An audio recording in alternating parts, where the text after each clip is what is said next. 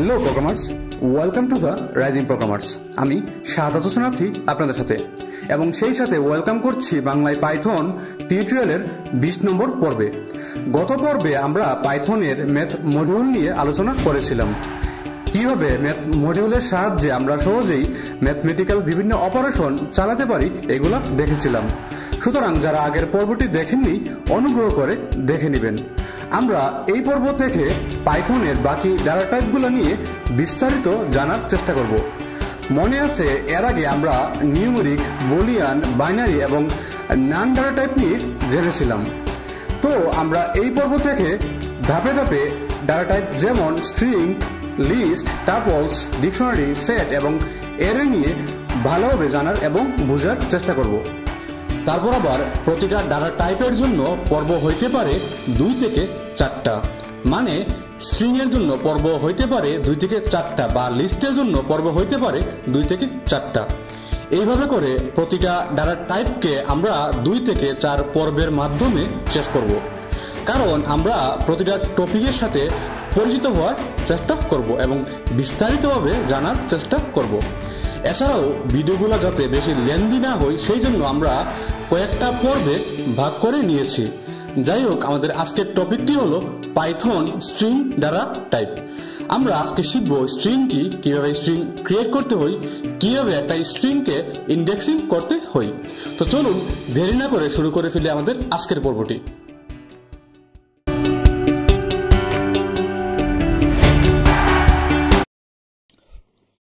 প্রথমেই আসুন স্ট্রিং কি। এই string is sequence of characters, অর্থাৎ একটি স্ট্রিং হলো অক্ষরের সিকোয়েন্স বা অক্ষরের ক্রম। আমি যদি আরেকটু অন্যভাবে বলি, স্ট্রিং হলো কম্বিনেশন অফ ক্যারেক্টার্স, মানে একাধিক ক্যারেক্টারের সমষ্টি। আবার সিঙ্গেল একটা ক্যারেক্টারও স্ট্রিং হইতে পারে। এখন আসুন আমরা কিভাবে বুঝবো যে এই জিনিসটা একটা স্ট্রিং। আমরা পাইথনে এক বা একাধিক ক্যারেক্টারদের যদি সিঙ্গেল কোট বা ডাবল কোট অথবা ট্রিপল কোট দিয়ে র্যাপ করে দিই, তাহলে এটা স্ট্রিং ডাটা টাইপ হিসেবে বিবেচিত হবে। মানে এক বা একাধিক ক্যারেক্টারগুলা যদি এই তিনটার যে কোনো একটা কোড দ্বারা আবদ্ধ করা থাকে, তাহলেই এটা একটা স্ট্রিং ডেটা টাইপ। আর সিঙ্গেল কোট এবং ডাবল কোট ইউজ করা হয় সিঙ্গেল লাইন স্ট্রিং এর জন্য। কিন্তু আমরা যদি মাল্টি লাইন বা একাধিক লাইনের স্ট্রিং লিখি, তাহলে ট্রিপল কোট ইউজ করে লিখতে হবে। মানে ট্রিপল কোট ইউজ করে আমরা মাল্টি লাইন স্ট্রিং লিখব। এখানে আমরা উদাহরণে দেখতে পাচ্ছি শুরুতেই সিঙ্গেল কোট দিয়ে স্ট্রিং লেখা হয়েছে, তারপর ডাবল কোট ইউজ করে এবং ফাইনালি ট্রিপল কোট দিয়ে স্ট্রিংটি লেখা হয়েছে, যেটা একটা মাল্টি লাইন স্ট্রিং। চলুন আমরা সরাসরি কোডে চলে যাই, তারপর 2-3টা স্ট্রিং ডিক্লেয়ার করি। আমরা বরাবর মতো একটা ফাইল ক্রিয়েট করব। Let's say string underscore part underscore 1.py। যেহেতু স্ট্রিং এর উপর আরো কিছু পর্ব থাকবে, সেহেতু ফাইল নেমের শেষে part 1 দিয়ে দিলাম। তো আমরা এখন সিঙ্গেল কোট, ডাবল কোট এবং ট্রিপল কোট ইউজ করে 3টা স্ট্রিং ডাটা টাইপস ডিক্লেয়ার করব। তার আগে আমরা কমেন্ট করে নিই। So hash creating string। শুরুতে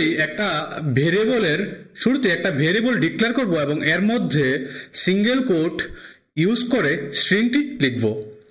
so let's say string 1 is equal to, তারপর সিঙ্গেল কোটের ভিতরে রাইজিং,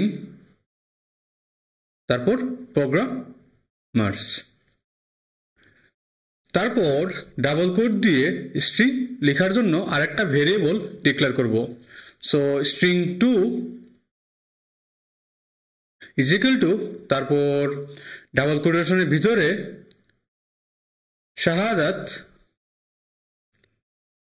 তারপর হোসেন। আমি আমার নামটি লিখলাম, আপনারা চাইলে আপনাদের নাম লিখতে পারেন। অ্যান্ড ফাইনালি ট্রিপল কোট দিয়ে লেখার জন্য আরেকটা ভেরিয়েবল ডিক্লেয়ার করব। So string 3 is equal to তারপর ট্রিপল কোট আমরা লিখব ওয়েলকাম,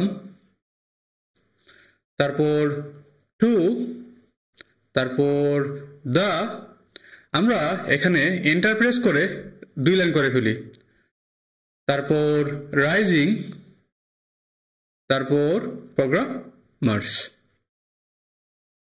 এই তো আমাদের স্ট্রিং ক্রিয়েট করা বা ডিক্লেয়ার করা ডান। খুবই সহজ, তাই না?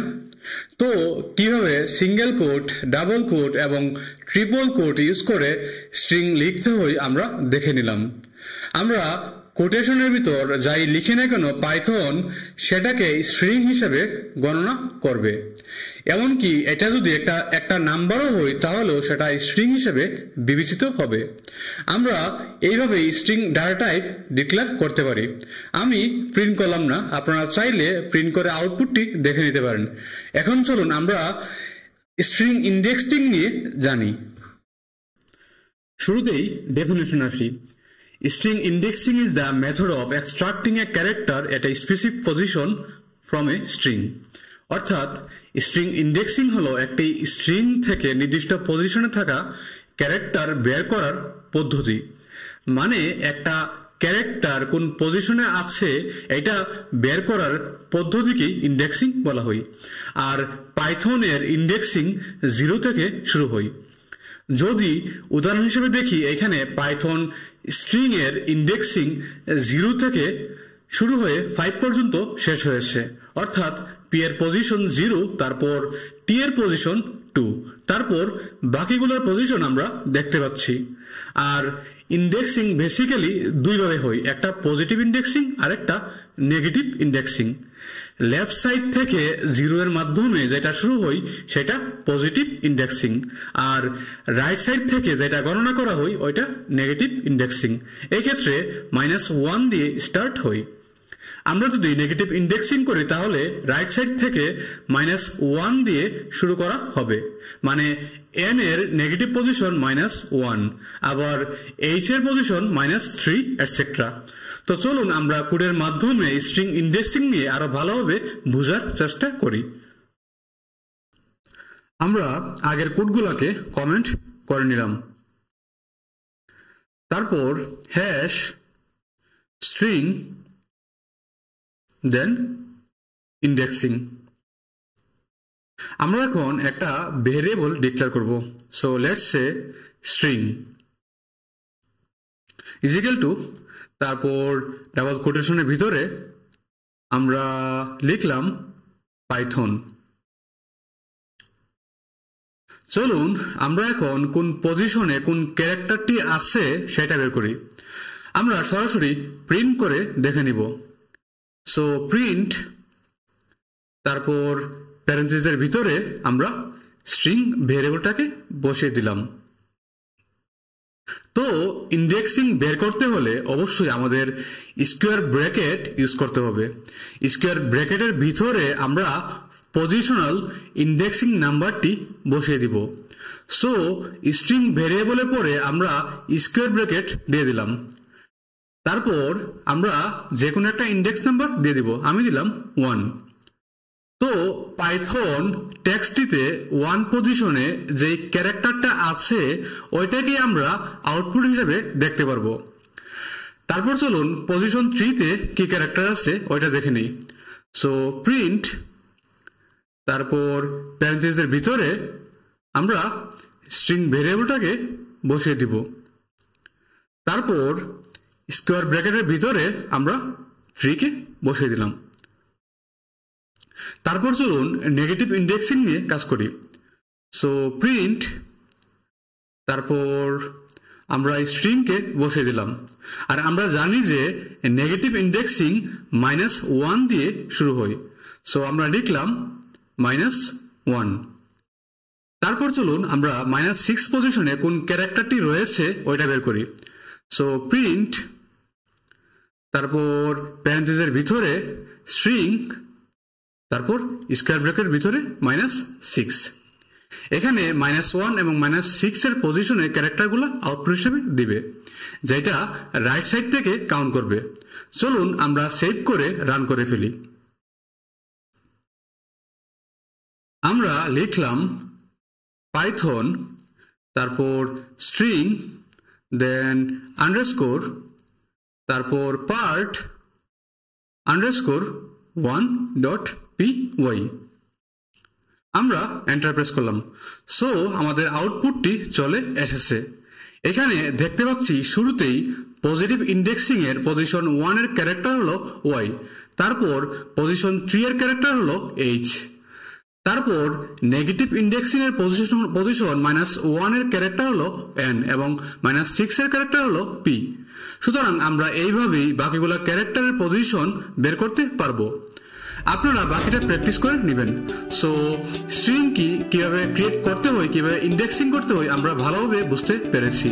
সো আজ এই পর্যন্তই, দেখা হবে পরের পর্বে। সবাই ভালো থাকবেন, সুস্থ থাকবেন এবং সবাইকে নিয়ে সুন্দর একটা জীবন উপভোগ করবেন।